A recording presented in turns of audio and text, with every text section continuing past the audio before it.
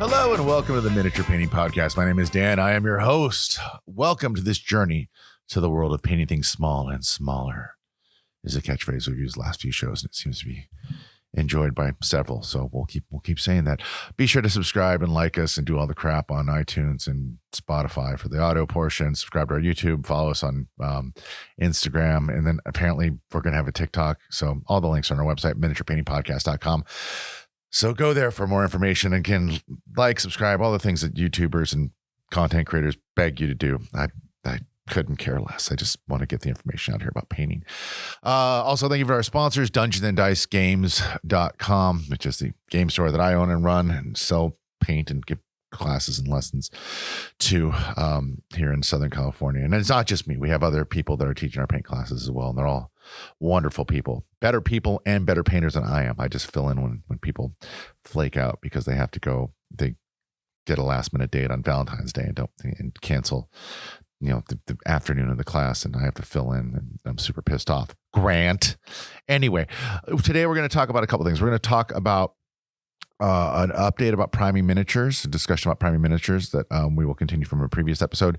And we're going to talk about speed paint markers and paint markers in general for miniatures, as well as maybe a little bit of Slapchop. And there's reasons why they all tie in together. So let's get into it. First off, one of my favorite, I like this a lot. I have a 12-year-old son who likes Warhammer and D&D. He likes miniatures more. He likes building and collecting miniatures and then having me prime them, and he never paints them for Warhammer, but he does like, he does like painting, but I think he finds the building a lot more pleasing than the painting, because painting takes a lot of effort and time, and my son would rather skateboard and play guitar and disobey me and my wife than paint. So I get it.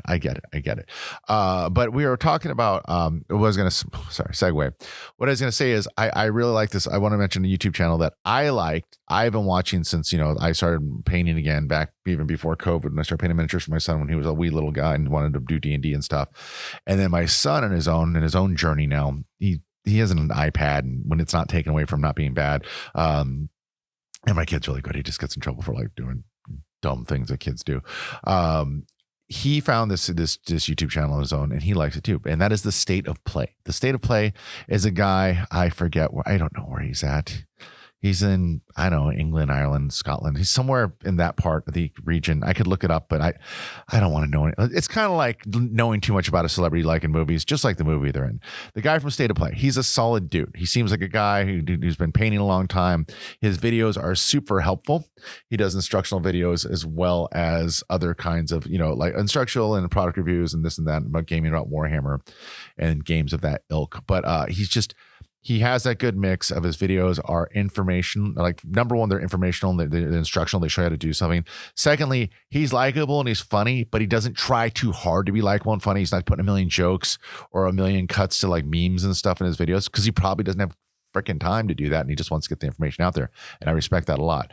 But he released a video about 3 weeks ago from this time, this recording, about, and the title was pretty funny. It's kind of a clickbaity title, but on purpose, kind of as a joke. It's called "We Never Really Needed Primer Our Minis, Did We? ... Ooh, the famous ellipses. Tell me more.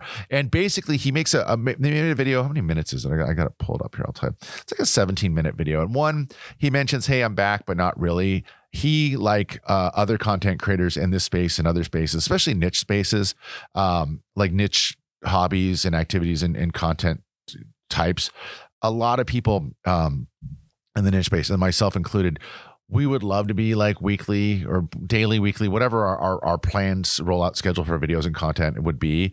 But it's like, there's not enough money in our hobby to be like a full-time YouTuber. I know there's some, and you could argue like, what about Squidmar and guys like that? Well, yeah, Squidmar, the guy in Europe that does, but he also has his own airbrush from Harder Steinbach. He has his own paint. He has his own paint offshoot from Vallejo. He has his own miniature model company that he's launched, and he's launching his own game. So he is more of a production factory for content and now physical objects than anything. He also sells t-shirts.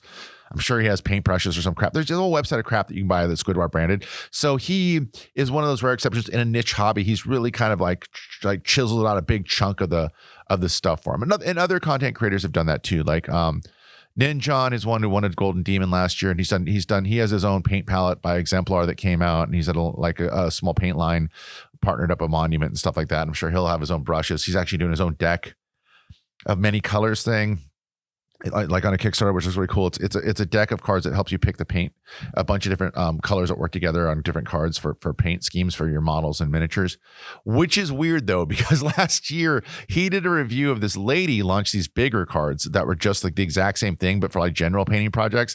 And he featured them on his YouTube channel. And then in 6 months, he launched his own thing and then reflavored it like the deck of any colors for tabletop game painting, which I don't know. I that seemed weird to me, but again, I'm not throwing any shade on Ninjon. I think Ninjon's really funny, and I think he's a very good painter, and he's one of the best content creators. But like I said, even he is selling physical products to make his own thing work out. And I mean, every YouTube creator is basically shilling stuff to make a living, because you can't live off of, dude, you're not going to make enough money to raise a family off of YouTube monetization or podcast monetization, even Patreon. It's not a big enough hobby. If you were like the number one tennis blog or golf blog, or a thing that anyone in the contiguous United States or Europe or anyone could do, if you had the number, like a handyman blog, you're the number one handyman blog, everyone has to fix something in their house. Not everyone has to build or paint miniatures and models. So again, not throwing shade on anyone for trying to promote their thing or make money, but I find it kind of frustrating sometimes, because I hate seeing grown 30, 40, 50-year-old men and above, and women, begging for please click the like button and hit the bell and subscribe and do that. And they have to, because they're at the goddamn whim of the YouTube and Instagram and Facebook and TikTok algorithm, and it crushes my soul to see people have to do that. But the reason, coming back to State of Play, as a State of Play guy, he said, "Oh, I'm back," but I thought I was I don't want to jump the gun, because I made a video that says back before, and then he took a few weeks or months off, as you do when you're making content for a hobby. And basically, he said, like a lot of us, and if this isn't you, I'm stoked for you, and I am tell me your secrets. Text me and tell me how you pulled this off. But basically, he opens this recent video about the primer models on Bronels, about saying, "Hey, I don't know about you, but I had a really crappy 2025. I just really, the second half of the year was awful." And he doesn't go into details or any sad stuff like this, but dude, I'll tell you, as a grown adult in 2025 and here in 2026, mentally, physically, psychologically, financially, God, the last year at least has been just, I thought COVID and all that and the pandemic was awful, and that was the worst it was going to get for all of us. And we were going to come out into this golden era of appreciating each other and ourselves and lives and everything getting better and prices getting cheaper. And man, I'm glad I wasn't. I'm not glad I don't work as a professional psychic, because I was wrong on that. But long story short, the gentleman on State of Play said he's back, but he had some, the end of the year was kind of really hectic and stuff like that. And in I think his daughter, broke an arm or a leg or something like that. And as I have a 12-year-old kid, but I'm constantly in fear. He popped his knee 3 weeks ago and was on crutches for 2 weeks doing something dumb and kid related, but what kids do. So he's back, but like I said, his previous videos, State of Play, I was glad to see him back, and as a fellow father and of a kid that does goofy things and gets hurt, I can empathize with him.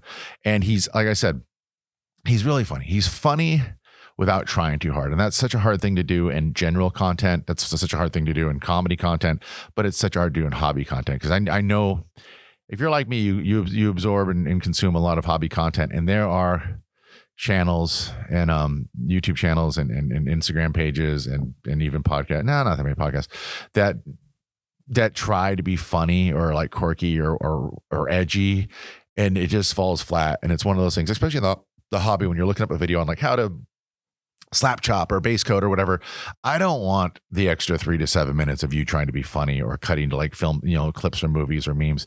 Just tell me what you bought to do this thing, how you prepared the thing, and how you did it, and what the result was. That's all I want in a video. I don't want you being funny.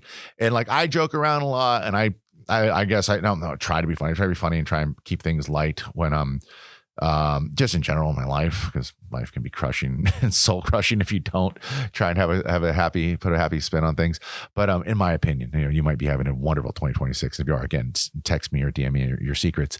But same thing in classes. I joke around when I do paint classes or tabletop classes or D&D classes. I try and keep it entertaining, because I feel like people's attention spans are so short. You have to goose them along to keep engaged and keep entertained by what you're saying, so you can give the entertainment, and the humor factor is a spoonful of sugar that helps you give them the enormous amount of information you're trying to and complicated information you're trying to dump on them, whether it be like, rules for tabletop games or miniature painting or whatever. But anyway, State of Play really does a good job. He did a really good video one time.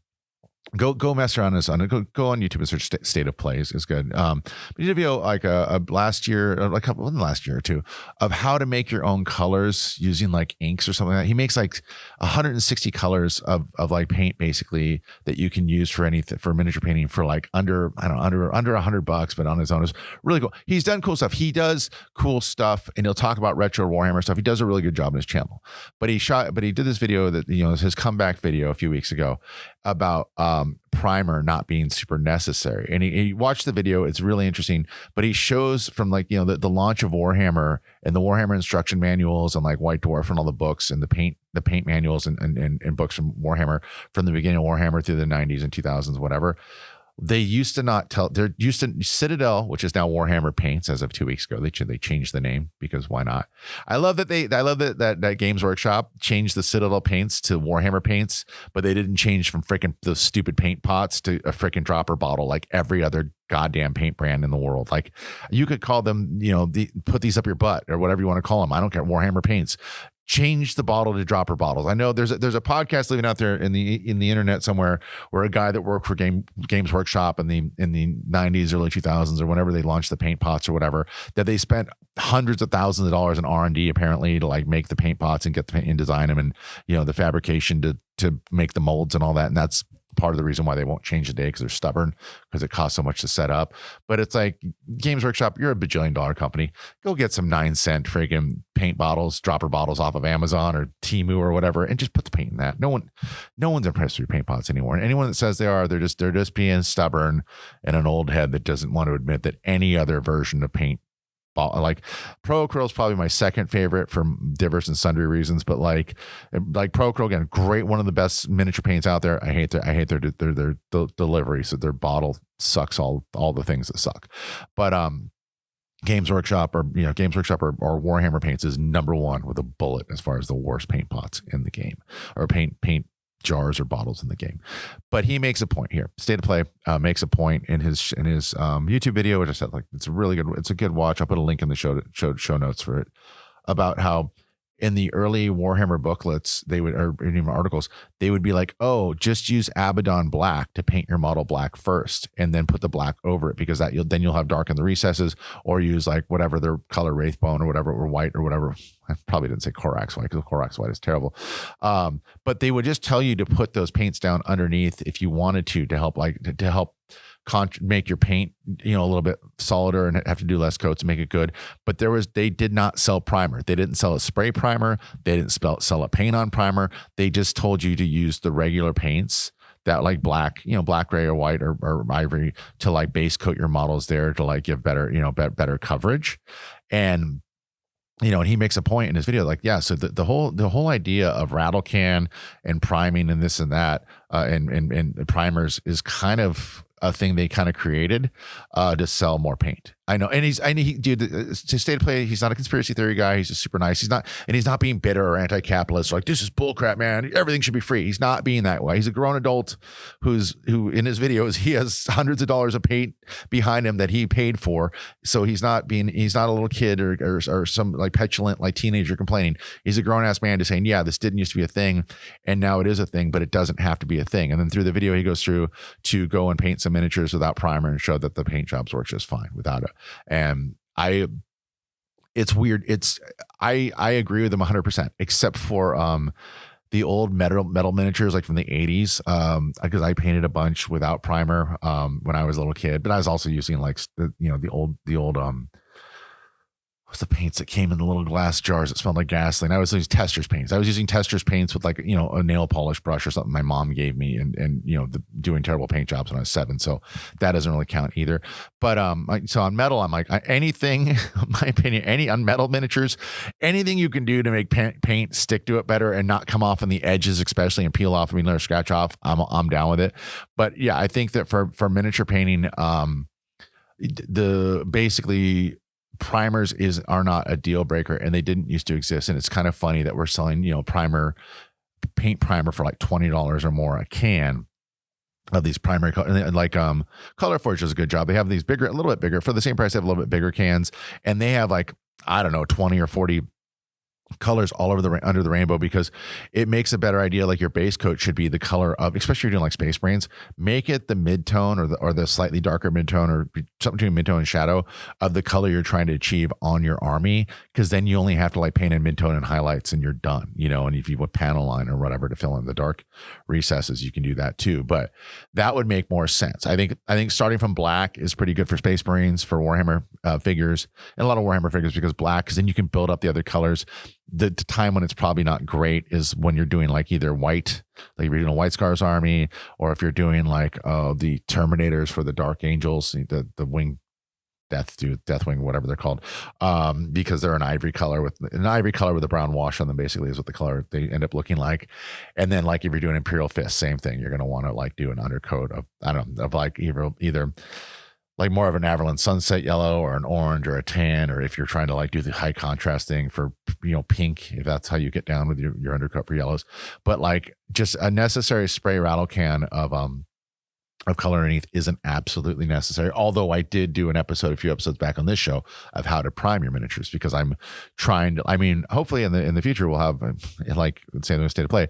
If I can ever get this podcast to come out weekly for real, sometimes it's weekly, sometimes it's every 2 weeks, once in a great while. If I get sick or my kid gets sick and if I have to go on vacation with my family, or some relative dies, or my dog, you know, goes into surgery, or some life thing happens, could be 3 weeks till you hear the dulcet tones of this voice in a fresh podcast episode. For that, I apologize, but I'm just one man trying to make his way through the world. There's not much I can do about that. But my point being, watch the guy's video. It's very good. Watch his other videos. I really enjoy his content. So I hope that 2026 for him and everyone else turns back around and gives him more time to create content, because I do like his. And I think there are some full-time content creators. They're probably younger people that don't have as many, you know, maybe not married and have a family and a responsibility and all this stuff, or maybe live at home. So they have the time to make 1 to 3 episodes a week of content that isn't very good. But I hope people like State of Play get more time to make good content weekly, because I really do enjoy his stuff. But the primer thing is real, because there's different forms of miniatures now. You know, there's back in the day there was like the resin ones and the metal ones and the plastic ones and different plastic ones. The Reaper Bones for years have always claimed that like you can paint them right out of the packaging for Reaper Bones miniatures. They do mostly fantasy D&D style, but they have some like a couple grimdark figures every once in a while they do, or pop culture ones. And to a certain extent, Reaper, I have painted them out of the package. That is doable, but I always find it's a little bit better to just wash them in some light soapy water, rinse that off, and let them dry for, you know, an afternoon on a paper towel before you paint them. And I usually prime all my minis. I just got in the habit from back in the day when I first started painting miniatures again, because I remembered when I was a kid painting metal miniatures that were unprimed, how poorly the paint would stick to it and pieces would slide off, and the edges, anything with an edge or a corner or a tip of a sword or an ear or an arm or tip of a hat would always have like rubbed off to the metal almost instantly, especially if you ever played with them. So I always do it out of habit, but I think I filmed it. I'll probably put it on our channel at some point, but I painted a couple miniatures. And I know you can paint plastic ones for sure. Like, you know, like Warhammer ones without primer. It's just gray, you know, cover up the gray plastic and go for it. But I painted a couple of 3D printed resin miniatures with no primer, and they work just fine. I did it with, I think I used Citadel. I did a few, I think 3 or 4 paints. I think it's Citadel, Army Painter, AK, and probably a Vallejo was sitting around. You know, those are all the paints I have on my desk. Well, I have a lot of paints on my desk. I don't think I did Pro Acryl, but I could have too. I think it would have been fine. But I painted up a leg and an arm or half of a Space Marine, like base coated them, and then let them sit overnight, and then rub my thumb on them and rub my thumb on other ones that I'd painted, you know, with a primer. Pretty negligible, but it's just fine. It's just what you're really doing with the base coats at that point is it's the undertone. If you want a nice rich color, like a dark color, like a deep red or deep blue or deep green on your Space Marine, do a black undercoat. If you want, or do a darker gray. If you want less effect, do a neutral gray or do a white, you know. So it's up to you. Technically, the primer paint is supposed to have something that's a little bit extra stuff for your paint to stick to and adhere to the model, you know, kind of like you put primer on a wall before you put regular paint. But a lot of the paints, especially the paints are like Citadel has base paints, like the base paints, which are thicker than their layer paints. It says on the label, by the way, you can read it when you go and buy them. They've got the thinner and the stuff they've got in them forms enough of a crystal lattice on a microscopic level that I think most modern paints are pretty good. at no primer. So I think that's a super interesting video. But like I said, because these early episodes of this show are more for new painters and discussions that hopefully painters that older and veteran painters would find entertaining as well. I thought that was a neat video, and like I said, I like that guy's content. I get a kick out of it. But the reason I even bring this up is because I feel like, and I mentioned, I was watching a video. I think it was Lord of War Games. The two guys in Canada, they have a game store, and they do. They used to do like videos a couple times a week on the YouTube channel, and I have a feeling that their videos are either helping sales, getting traction, and they have a Patreon, monetarily that way, or they just really enjoy doing them. And they're two guys that have like been working in the game industry for 20 years, like seem like best friends, and like really like this crap. I think they like making more videos because enough people are watching them or they feel good making them, and that's a pretty cool feeling, But they've been doing a lot of, they do have stuff where they talk up, like they have a store, it's like in Canada, so they have a cool basement where they have like gaming room. I wish I had that, but I'm in California. We only have the floor, and you go 1 foot below the ground, and it's sand and brackish water, so we can't have basements here in California. Plus earthquakes. Hi, you want to be crushed to death under your house? Some days in 2026, I think that would be a sweet release, but I digress. But they do videos. They do upstairs videos where they talk in front of their game cabinets and do little things. Updates about new games or new factions or whatever coming out, and like tabletop games that they enjoy and that they sell. Which everyone has games for. I mean, we've done that. We've done content like that online for Dungeons and Dice as well. So I get that. Those are fun to do. But then they've been going downstairs and like setting up a second camera and like doing some demo stuff, some videos of like how to like base coat things or prime, and using different products and different kind of paints and brushes and stuff that they've been offered. Like I think they got some free golden maple stuff sent to them like we did. And then they've done some of the speed paints and some of the marker paints. And that's what I wanted to talk about. I'm going to talk about the paradigm shift, and they mentioned this in their video, but a couple other content creators, like I said, I make content for this stuff, but I also sell this stuff and play this stuff and like this stuff and paint this stuff. So I really enjoy the discussion and living, breathing the environment of everything tabletop gaming and painting, and what it has to offer. But they noticed this up in Canada, and me thousands of miles away have noticed this as well. There's a paradigm shift in the type of players. Let's on a Dungeons and Dragons level with the events we do, we're getting different kinds of players. We used to get 70%, 80% veteran players that have played D&D and 20% newbies, but newbies that at least played a one shot. Now at some of our events, dude, we're getting like 50 to 60% brand new people.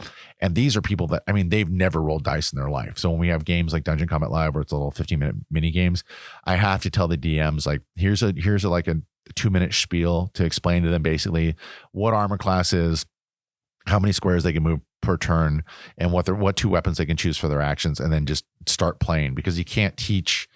We have some DMs sometimes I have to go bark at because they'll start teaching like a 20-minute like intro to D&D class. And I'm like, dude, these games are supposed to be 15 or 20 minutes because we have 4 players playing. The events have a lot of people and we have a lot of tables, but we want people to get to play multiple games a night. So we can't teach a class. And I'm like, also, we teach classes at our store and remotely at other places. We do them at other places. The place where we do live events, usually every few months, we'll go and do a big class for people in that area as well.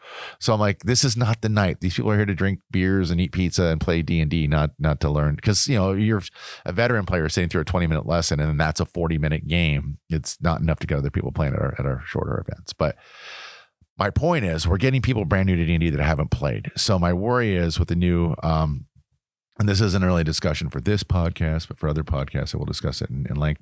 The new push for Hasbro / Wizards of the Coast / Dungeons and Dragons being, they just released their roadmap earlier this month in March of 2026. And the roadmap is basically they're trying to make everything virtual tabletop, everything online, and they see consumers and game players, which are you, as under monetized. So basically they're trying, like, they hired all these people. One worked at Zynga, like those addictive phone games. One worked at Xbox. One worked at Fortnite, the most monetized game in the world, to figure out how to like nickel and dime and monetize us and paywall and release stuff. To basically, I think their goal is basically to get everyone that plays Dungeons and Dragons to pay them a subscription fee of $30 a month. And I'm telling you right now, someone who's been running Dungeons and Dragons events for years and is playing it for years and is also really into this, but also really cheap, no one's going to do that. We have a lot of professional dungeon masters that work with us at our live events and at our classes and everything else, and at our one-shot nights and stuff like that. And how that works usually is like there's things you have to subscribe to, like either or pay for the upgrade fee for, like whether it's like Roll20 or Forge, whatever it's called. It's called I don't use it, but the Forge World, whatever it is. That's Warhammer. There's several ones, but Roll20 is one. You can pay more, and like D&D Beyond, you can pay a lot of money to get more, all the books and stuff like that. But usually it's the DM that incurs that cost. He or she buys, they buy that thing, and then the players get to use it while they play. And a lot of times the players will tip out their DM or buy them presents and stuff like that, or kind of try and keep it fair, or offer to chip in for a new book for the group or whatever. It's pretty casual, but it's definitely not, if you're playing a group of DM plus 5 people, like 6 adults are not paying $180 a month to play Dungeons and Dragons once a week or once a month. That's insane. Like, all the people I know, and I don't know a lot, but I feel like people like, remember when Netflix and everything was like $9 a month and $10 a month and then $12. Like, now all the streaming services are like $20 a month or more. So we all went to streaming services because before, 10 years ago, we were paying $150 or more for cable every month to have, just to have like HBO and something else. It wasn't even every channel. So with streaming, you could like, I got a Netflix and this. So it's like it's my internet bill, which I already pay, plus an extra, 10 and 10, $20 a month. And I can have Disney Plus and Netflix or whatever. And now that those things are all $20 a month. So if you have 5 of them, it's $100 plus whatever your internet bill is. We're above the $150 that we're paying before. Okay. So people aren't dumb. And I don't know where you are in the world, but I could have been a psychic, because I'm going to say this with absolute certainty. I'm assuming where you are living right now, prices aren't low, things aren't super affordable, and you're not doing excellent with a surplus of money. You just want to, $180 or $200 a month. You just want to blow for no reason. All right. For your cable and TV shows, or your internet and TV channels that you're subscribed to, let alone an extra $30 a month for D&D. All right. So that's scary, but I feel like they're going after like a couple of videos, a lot of videos, there's a lot of content made on this. They're going after like fewer customers, but like bigger fish, like whale customers that will spend more. And that's fine. It's great for me, because I think it's going to drive people that want to play like, paper and pencil, using the books, D&D in person, in real life. The DMs a lot of times will use a virtual tabletop or like, a web browser or whatever to have tabs open for their monsters and stuff. But the players at the table really don't need to have that stuff running. You don't need to be running D&D Beyond if you have a character sheet and a pencil and one working arm instead of fingers and eyeballs. So you're like, what does this have to do with the miniature painting podcast? I'm coming full circle, guys. So I feel like we're diverging to like digital customers for D&D. They're going to go one way, and they're going to be mostly new customers and not going to be old customers. But all those old customers are going to stick around, and they're going to do D&D the regular, old way we used to play. And that's fine, because that's where I like to play. That's where I dwell. I'm all for it. I'm not against virtual tabletop or video games. I love video games. But if I'm going to do that for D&D, I'll play Baldur's Gate, or I'll play Skyrim, or I'll play something like that. I don't want Baldur's Gate and Skyrim getting mixed into my tabletop gaming, because that's not why I tabletop game. A tabletop game to meet and spend time with and enjoy the company in real life of actual human beings who are either, friends through D&D or friends from real life or whatever. And that's the glory and the wonderment of D&D is plus the fantasy and the monsters and all the extra shit like that. But like, you know what I'm saying? That comes full circle to tabletop miniature painting. As someone that's been painting, teaching miniature painting for many years now, and engages with hundreds of tabletop players and painters every month, if not every week, depending on how many events and classes we have going on. There's new people coming to the hobby still, and it's everyone's like, oh, because of Stranger Things. It wasn't Stranger Things. I think Baldur's Gate 3 was so much more influential, and Critical Role was so much influential. Than Critical Role. Not Critical Role. I think than Stranger Things. I think Stranger Things, people are like, oh, D&D's cool. I'm going to buy that Hellfire t-shirt. And that's as far as they went. They went to Hot Topic, bought a t-shirt. Baldur's Gate and Critical Role, people are like, I'm going to start playing D&D, or I want to play D&D, or I'm going to paint a miniature. Like those two. The Critical Role was a very, million plus followers and subscribers. And Baldur's Gate, very successful video game, just like Space Marine 2. Space Marine 2 for Warhammer did the same thing, but like people were coming to Warhammer and then see how expensive and complicated it is, and how some of the fan base is kind of toxic and gatekeepy, and they don't come to the thing. So I don't think Warhammer is going to grow as quickly as it could have if the companies would have been smarter about making a way to welcome people in. And I think D&D is doing the same thing by making a $50 starter set now that used to be like $15. And I don't think they're going to catch as many new people as they want.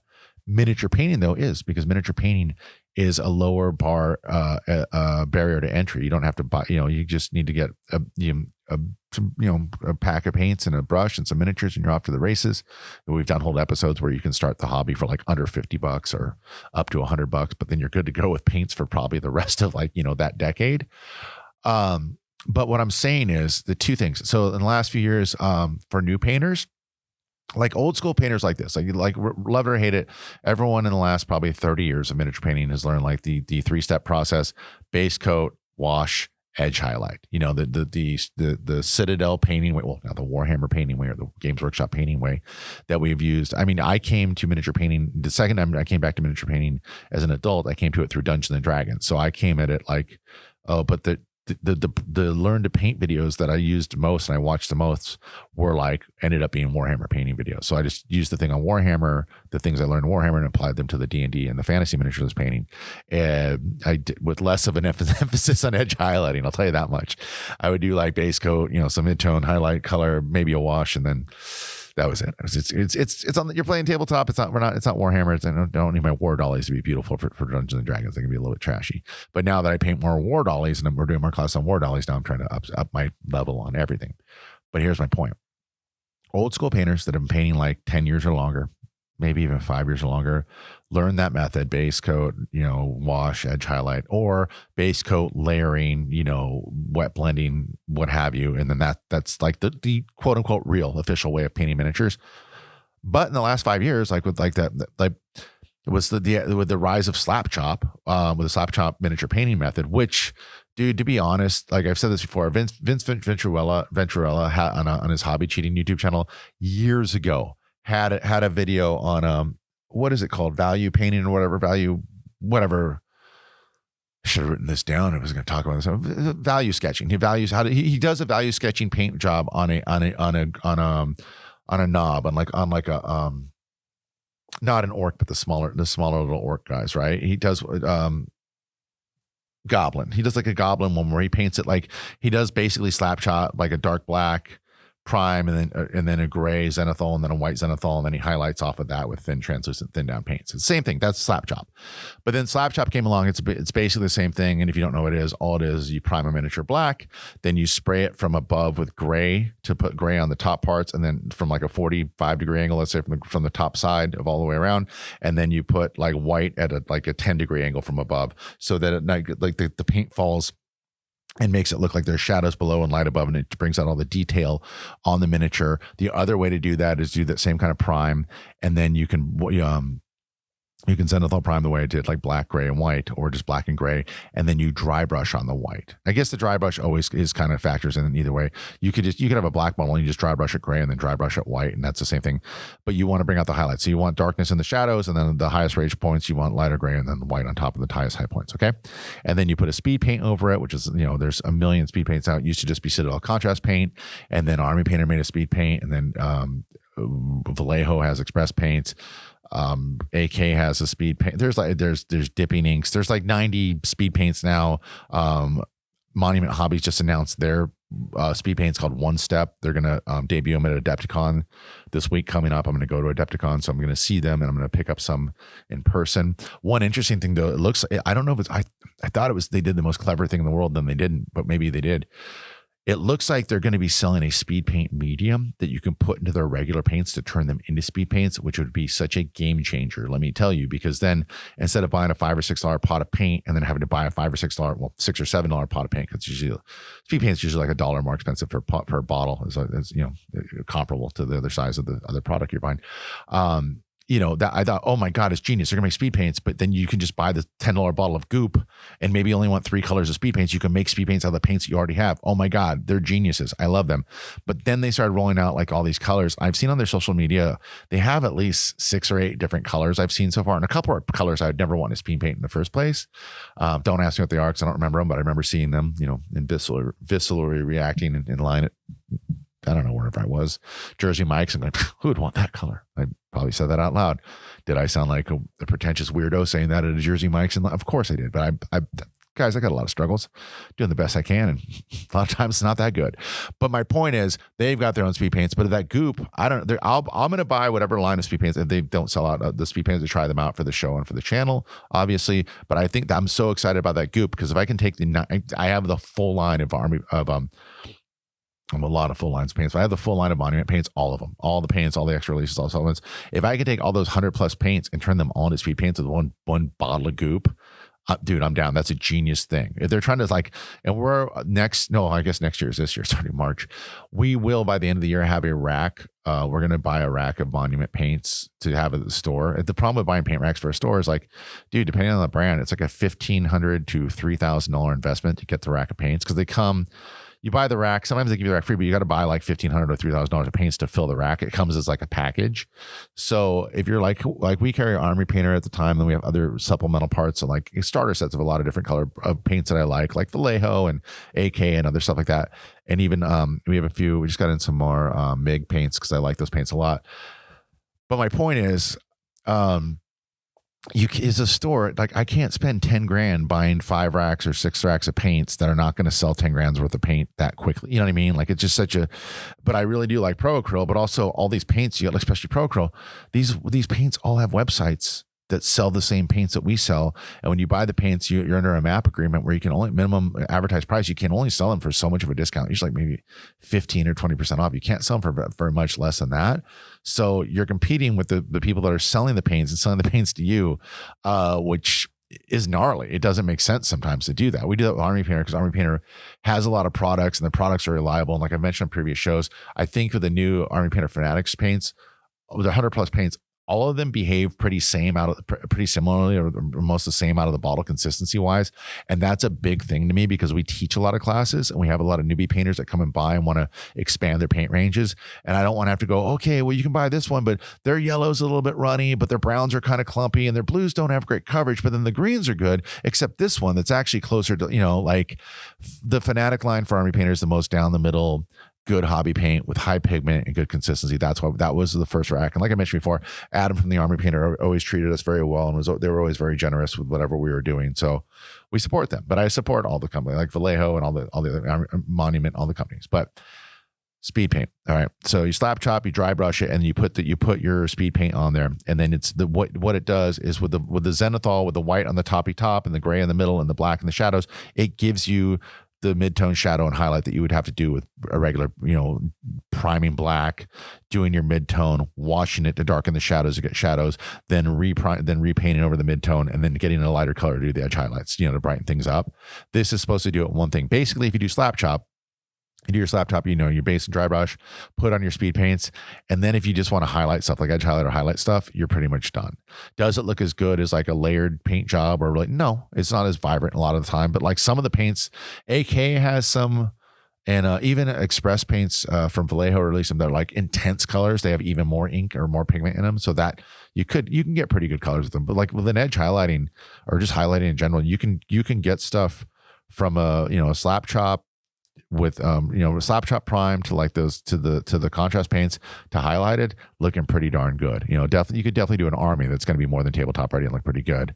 But even people that do Golden Demon stuff, they still use speed paints as part of their just like with washes. They'll use speed paints and washes as part of the repertoire to get a certain effects in certain areas in the model. There's no shame in that. So what my point is of this, my big diatribe or my big tangent I went off on Dungeons and Dragons players, it's the same thing for miniature painting. There are people coming to miniature painting that are only going to Slapchop, dude. They are only, I'm telling you, and other people will tell you too. We're seeing it in our classes. Like I'm getting, dude, and it's, here's the funny thing. Our paint classes here and paint nights, because they're like a class, but like we have regulars that come because it's a 3-hour thing and we have a ton of paints people love to use and they get free miniatures for coming. Is like the people, we're getting people like ages like 12 to 57, 60 years old that are all like the first night, like, okay, so I want to do Slapchop. And we're like, okay, whoa, hold on. Because Slapchopping is rad, but as us charging a class and teaching a class, we're teaching base, wash, highlight as the base. It's just the starter level of painting, and then later on we're like, listen, you don't really have to drown anything in wash in the second step. You don't even have to use wash. You can also do layering. Also there's wet blend. We show the regulars that stick around, we help them on their hobby journey learn more stuff. But I feel like we would do a supplemental class on Slapchop, and I think we've done a couple Slapchop nights. I think during the week a couple times, but like I wouldn't teach that as a primary painting technique per se, because I want people to learn the quote unquote right way to paint models. But now with the advent of like speed paints and now like the speed paint markers that have all come out from companies like, Army Painter and AK and Green Stuff World and whoever else is going to make those markers too. I don't know. You could make a case for like people maybe could just speed paint everything, or could just slap chop everything. You just prime it, zenithal prime it, slap your colors on there, buy a couple colors, lighter colors of your colors that you use for highlighting, and you're done. And why wouldn't you? Why some people don't want to learn, or don't want to take the time to learn, or don't want to have to take the time to do it, like a 4 to 6 hour layered paint job on their wood elf they're using for a D&D game every weekend, or their kill team group that they're really going to play kill team every week, or they're actually play with and kind of handle and mishandle and break and stuff like that. They can't put 60 hours or 100 or 200 hours into an army. Well, on an army is one thing, but like it's a kill team. Let's say 10 guys. They want to get these 10 guys done in a few 2 or 3 hours after work sessions, like in a week, and then be done and just play with them. They're not trying to do the crazy things that we are doing as more quote unquote advanced painters doing it the quote unquote right way. Like that's not even on their radar. So we're like, you're not doing it right. You're missing out on part of the hobby. Dude, they're not. They're getting stuff done.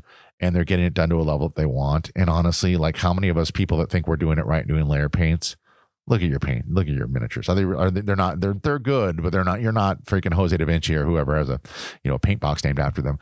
So, and I think the internet a lot of times makes us feel like, oh, I got to have my models up to this level. Like I love Vince V from Hobby Cheating. I love Ninja. I love all those guys. I'm never going to paint models as good as them. I won't be alive long enough on this planet. Like I'm already past, in middle age. I'd have to be alive another 50 years to get as good as them. And as you get older, your brain and eyes and fingers fall apart. So you won't be, your skills diminish. There's not enough time for me on this planet, maybe as a ghost, to paint that well, to get to that level. But I don't care. I like the painting. I like doing it. So I'm cool. Like slap chop highlight for me feels like a waste. I wouldn't do it on like my Warhammer army, because I'd feel weird about it and think I was being lazy and being disrespectful to such an expensive thing and putting time in. But there's other people that aren't idiot weirdos like I am that have no problem doing that. They'll buy a box of 10 intercessors, put them together how they want, zenithal, slap chop, prime, and then slap chop them up, and they're good to go. And they're on the tabletop, they're on their shelf, they're on their Instagram. They don't care. They think they look great. You know what? They do look great, and they do enjoy them. So that's what I'm saying. That's the Lord of War guys made that point this week in one of their videos, but I've seen other people mention it too. But I really do think we're at a point where not divergent so much, but there's going to be old school painters. They're going to paint the layering system and wet blending and all that from now until the sun burns out. And it's at the highest level. That of course those paint techniques are timeless. From the masters of the Renaissance and before.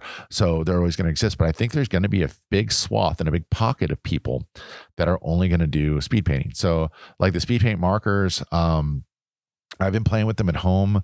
I'll do a full review. I've been filming a bunch of content with them, and I'll talk about those. There were some speed paint markers I thought were going to be better. I was going to like more than other ones, and I got some. And then I came to a different conclusion than I thought I was going to be at. So again, I'm filming content at home for that now.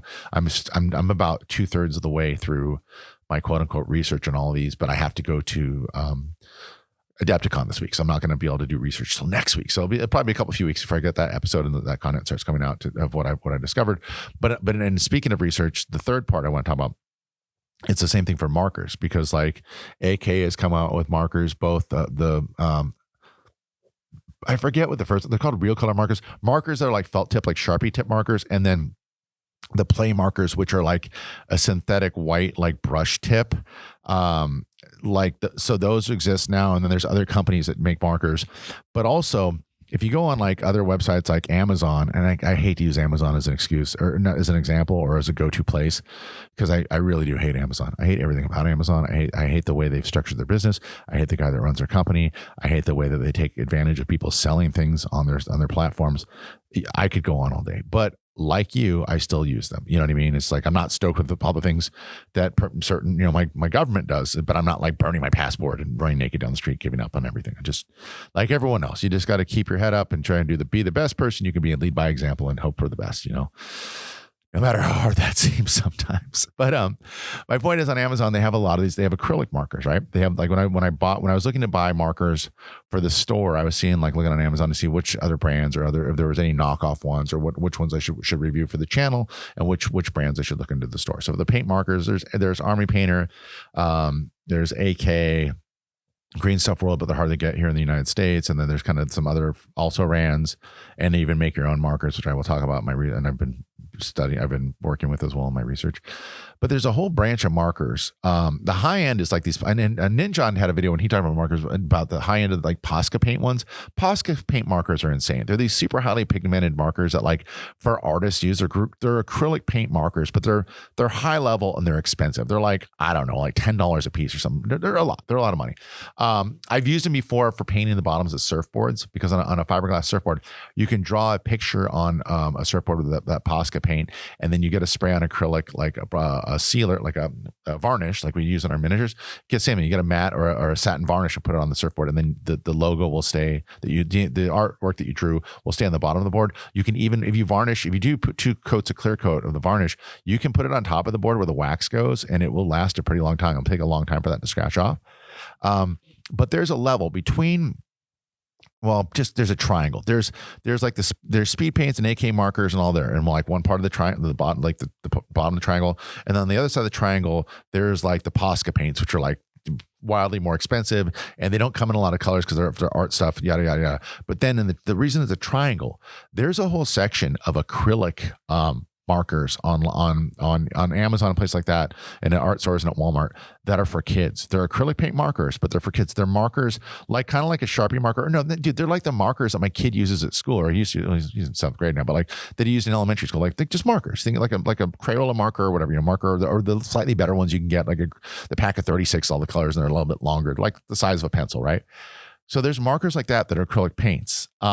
Here's the rub though: a 32 pack of AK play markers or the other real color markers is like $100. So they're like $4 a piece. Let's say, I mean, they're marked down, but like they're $4 to $6. I know we have the markers next door. The black ones are $6. So $5 or $6 a piece for these markers individually, or as a bundle, you get a little bit of a deal. But a pack of 30 markers, and these acrylic ones I'm talking about on Amazon or wherever, are like anywhere from like $10 to $15. So, or sometimes $8, let's say $8 for really cheap ones for 30 markers.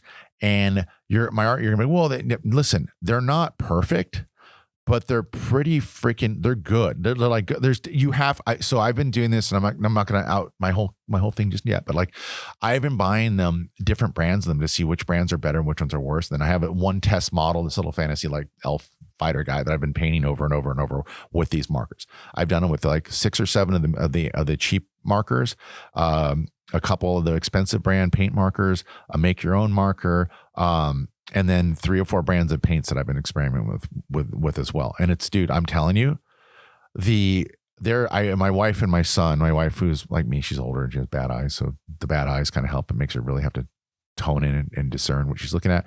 My son is 12, he wears glasses, but his eyes are young and fresh.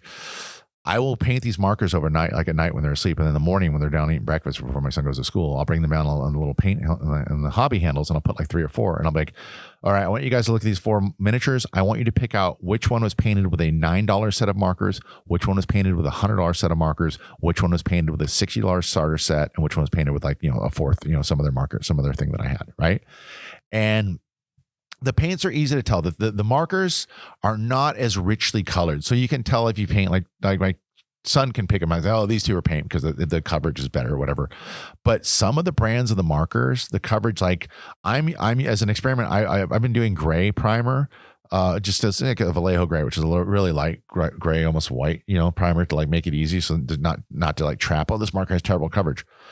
But I'm telling you, dude, some of these markers, the $10 markers are covering so well on one pass, not even a second coat, that it's enough. it's getting like this, like a D&D fantasy miniature tabletop ready. It's, and they have a tip on them, and the nub does get kind of beat up and destroyed. But at the price point for these, the markers, because Amazon show you what it costs per unit. Some of these are like 25 cents a marker for a pack of 30. Like, and you're like, well, they don't have as much ink as the other marker. No, probably not. But the other marker isn't refillable. And there's a way to get speed paint markers that are basically the same thing, but refillable ones for about the same price and difference. And then you can just put your paints in as you want. So you don't have to buy the $60 10 pack of the 6 color or the 10 colors they say you have to have. You could buy 10 empty ones for $10 and then fill up 3 with the colors you really want, and then add as you go. And then when the markers fill out, because speed paint markers only have 5 or 6 milliliters of paint in them. A paint bottle from Army Painter has 17 milliliters. So they're about 2/3 less paint. So you're paying $6 for a thing that has 2/3 less paint. Do the math. But if you get a dollar marker and a speed paint you already have, you can use 1/3 of the speed paint you're probably never going to use up in your whole life anyway. Put it in that marker. Now you have 2 things for the price of $1, right? So my point is, these cheap markers, that's the whole other side of that. But like the cheap markers, for a base coat or for a simple tabletop ready thing, here's the other thing. They're fast. Like I can do, like, even because I'm doing it as a test, so I'm trying to be like make sure I do the same thing, I'm painting them all in the same kind of color scheme, make sure I'm painting the base and the rim and all the things. But it takes about 30 minutes. And from me making the video where I put the paints down on the table, take them out, show them to the camera, set the guy up in his holder, and then go. It's about 30 minutes. 30 minutes to get a tabletop ready miniature. It's pretty much done. The only thing you can't really do with the markers is the eyes, but even the expensive markers, no marker has good enough ones for small eyes on like a 28 mil scale miniature. Dude, just put a wash on it and call it a day, or don't, or just get a paintbrush. Same thing like with Slapchop. You get a brush, you're gonna have to, if you want better, you could highlight or do whatever you want over it. But my point is, in 30 minutes you can get a miniature tabletop ready. And with a paintbrush, one of the YouTubers like, you can, these are actually slower than markers are slower than paintbrushes. But he was reviewing the paint markers, the AK paint markers. Those are slower because they flood the tip too much if you pump the button too much in the back. And then you can't get as in fine detail and as in small, even though they have a really thin, narrow, like brush, synthetic brush tip.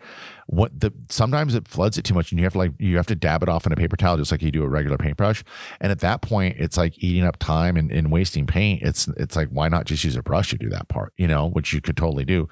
But these paint markers, my argument is this: for like $10 for 30 colors. We do intro to paint night class, or intro to miniature painting classes. And we cut it off at like, I think it's 11 and above, because kids under 11 just don't have the patience to sit through 2 or 3 hours of miniature painting and they get bored. So we're like, I think the website says 12 and above. But if you're under 18, you have to come with a parent who bought a ticket, and they have to stay here. So they just can't drop you off for cheap babysitting, because we had a problem with people dropping their kids off for cheap babysitting. My point is, we keep getting these parents coming in the store when we're open, and even online, they want classes for D&D for kids like, because our D&D class now, we have one for teens. It's ages. We don't do ages. We go 6th grade to 12th grade. You have to currently be in 6th or 12th grade, and we follow up and make sure the person really is, but, or at least they're a real mature 5th grader that can do, that can speak in full sentences and paragraph and do math and have complex D&D conversations, so they can, take the class, not waste the money.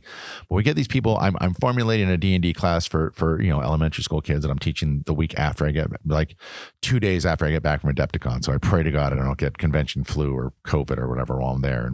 And also the TSA is working, and ICE lets me through the fucking airport both ways. But I digress. We're doing a class for, D&D for kids for an after school program we're trying to start, and help other schools around the area start as well. But the paint night, we don't do paint classes. We do, but we don't. Like, the paint classes for little kids are hard, because some kids are more mature than other kids, and some kids are more mature as far as like art skills than other kids. So like our next door neighbor's daughter, she's been able to draw and color and paint since she was like 4. She's like doing full on like landscapes and stuff before she was in even kindergarten, and now she's in middle school, and she's still a great artist. It's just, like kids that pick up baseball or surfing like, the first week, and some kids take forever to get even proficient at those things, right? The problem with the paint class for little kids is that the kid isn't on the proficient side of the spectrum or on the scale, it's not the funnest class because we teach it like the adults. Like, here's how to put paint. We give them little palettes. We goes, here's how you get the paint out. Here's how you thin your paints. Here's how you load a brush. Here's how you clean your brush. We're going to do a base coat. Base coat is this. Then we're going to do the wash. This is this. Then we're going to edge highlight. And then you're going to clean, and some kids aren't like, especially like, 9-year-olds are not wired for that. And then they just make a mess. And the miniature looks a mess. They always have fun, dude. They always have fun. And I never had a kid say, this sucked. They have a great time. And they just cover the thing in every color and it mixes together where it's just like kind of a greenish brown nightmare monster. Like, it's a nightmare monster. The kids are stoked on everything, right? Because kids are awesome. But I'm telling you, we're going to get these markers. I'm talking to I'm testing out all these brands of markers because the top 1 or 2 ones that we like that are the best consistency and the best out of the, make look the best, because some are better quality than other ones, even at the same price point. I'm going to try and get a bunch from wholesale and then stock the class and run a class for kids where we're going to teach them to do paint miniatures for D&D, but with markers. Because kids, dude, in a 2-hour class, a kid could probably bang out at a minimum 2.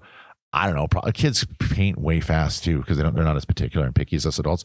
They could probably do 10 miniatures in 2 hours, So that way the kids come to the class, and I can't have a 9-year-old come to a class that's not good at the painting and then tell their parents on the way out the door, like, hey, so we have these $40 to $50 starter sets for paints, plus, a $10 pack of brushes or $12 brush for just one synthetic one, plus $10 brush cleaner, plus this, and plus you got to buy a palette. Then you're going to want a wet palette. Then you know what I mean? Like, that's like, no parent's going to do that. But I feel like if we can get the paints to a level where we can sell for like, $15 or even $20 because we have them on site or whatever, like that, you're paying for the convenience of taking them home right then.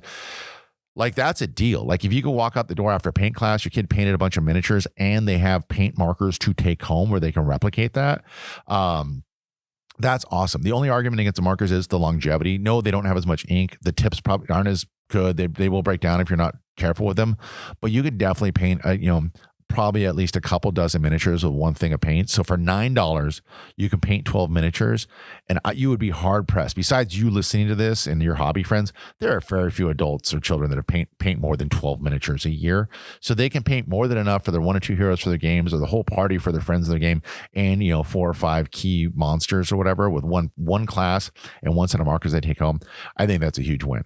We have tabletop games that we run, and sometimes that we do specialty. Like we did a specialty night like last couple weeks ago, and we're not lucky. I kept the miniatures and I kept on. I'm thinking broken, but we did a horror thing where we were doing miniature games of fighting. Each table you were fighting like Chucky and Jason, who teamed up from horror movies, or Freddy Krueger and Ghostface, and then the big end battle was the giant Godzilla like action figure we had, right?